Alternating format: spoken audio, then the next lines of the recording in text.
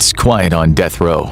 Everyone knows that in the next 60 minutes, one of their fellow prisoners will no longer be alive. The echoing of a guard's boots is heard coming down the cell block. They stop in front of the unlucky prisoner's cell. He has only 1 hour left before a deadly cocktail is shot into his body. There's a quiet sob as this terrible reality sets in. 60 minutes before execution. The prisoner takes a deep breath and looks out the bars at the two men standing with their backs to him. They've been placed there to ensure that he doesn't do anything to harm himself before his final sentence can be carried out. The prisoner walks up to the bars, grabs them with both hands, and closes his eyes. He will not beg for mercy. He has accepted his fate. 59 minutes before execution. The prisoner walks back to his cot and picks up the freshly washed jumpsuit, which is folded on his bed. After taking a final shower, the guards brought him a new uniform to put on before the execution. It's no different than what he's wearing, but it's clean. The prisoner changes his outfit. He feels a calmness wash over his body. Only a few hours ago, he was eating his last meal. It was nothing fancy, just a pizza and some soda. There's a budget for how much can be spent on a final meal, but this was all he wanted anyway. 58 minutes before execution. He sits on his bed. Although he is calm, the prisoner is also restless. Less than an hour from now, he'll be dead. He thinks about what'll be waiting for him on the other side. He's done some terrible things in his life, and for the last decade, he has been repenting for those sins. He wonders if it'll be enough, or if an unforgiving God waits for him in the afterlife. Either way, he does not have much hope of going to heaven. All he can do is pray that there's a way to change his fate once he leaves the mortal realm. 55 minutes before execution.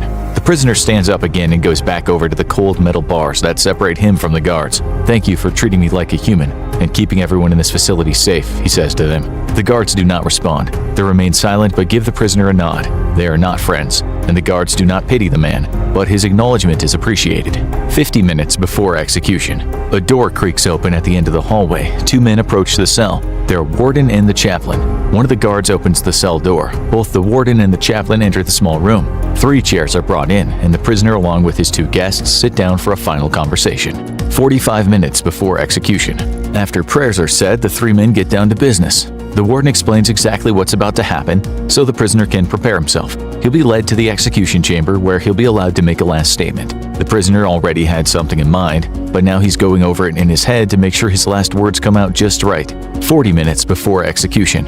The warden leaves to oversee the final preparations for the execution. The chaplain stays to recite prayers and answer questions the prisoner might have. "What do you think it'll be like after I die?" he asks. The chaplain looks at him for a moment. "God works in mysterious ways," he responds. "I do not know what comes after this life, but if you put your faith in God, all will be as He ordains." The prisoner ponders this for a moment. His life is no longer in his hands. He bows his head and continues to pray. 30 minutes before execution.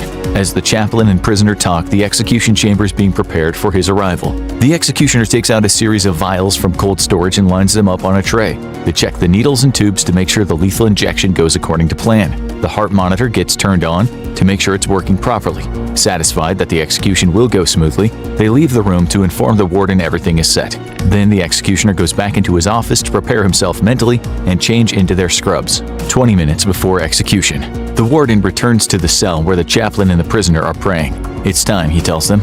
The chaplain puts his hand on the prisoner's shoulder and then stands up. He leaves the cell. The guards step to the door and wait for the prisoner. He takes a deep breath and rises from his chair. They place him in handcuffs and escort him out of the cell and down the hall. They stop at a series of doors that buzz as they unlock. Once they're through, the doors automatically swing shut and lock behind them. There's no turning back now.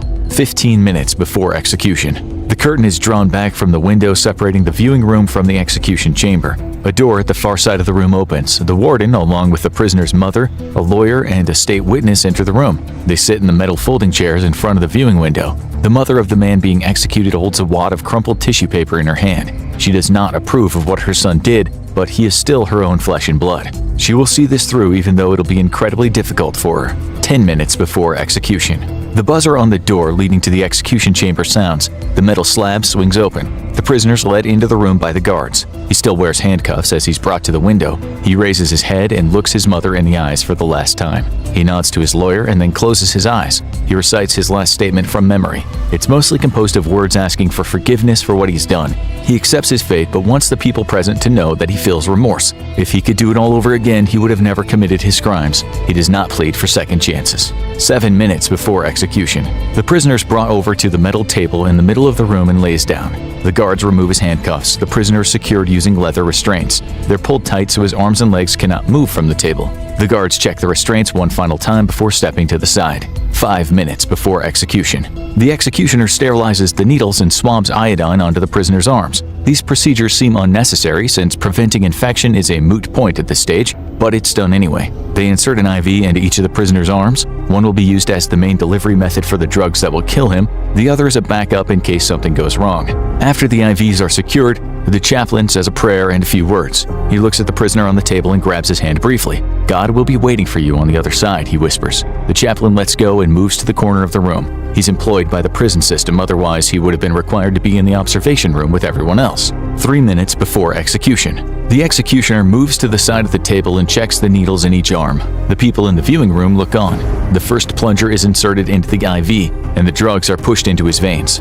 The first shot is composed of sodium thiopental or pentobarbital. Both of these drugs are fast-working anesthetics that render the prisoner unconscious in less than 30 seconds. As time goes by, his vision becomes blurry. He drifts in and out of consciousness, and he's in a dreamlike state. It's then that the next part of the procedure can begin. 2 minutes before execution. The executioner inserts another needle into the IV and pushes the plunger. Pancuronium bromide enters the unconscious prisoner's system, causing their muscles to relax and leading to the paralysis of the entire body. This includes the diaphragm and respiratory muscles. After the pancuronium bromide is administered, the prisoner would eventually die from asphyxiation. But there is one more drug added to the cocktail inside their body to ensure death is swift. 90 seconds before execution. The executioner inserts the final drug into the IV. Potassium chloride is injected into the prisoner's body. This increase in potassium salt in his system causes the heart to beat irregularly and eventually leads to cardiac arrest. 1 second before execution. The lethal cocktail circulating through the unconscious prisoner's body does exactly what it's intended to do. His heart has stopped beating, his lungs have stopped taking in oxygen, and his brain is shutting down. The EKG hooked up to his chest does not pulse any longer, but is droning a single long beep. The prisoner is dead. The executioner manually checks his pulse and the body. They confirm that the prisoner has passed away and turn off the machines in the room. After the execution, the chaplain bows his head and says a final prayer. The people in the viewing room stand up and are ushered out of the room by the warden. The executioner drapes a white sheet over the deceased prisoner. The execution has been carried out. His final hour on death row is over. In the coming days, his body will be cremated and returned to his family. Now what?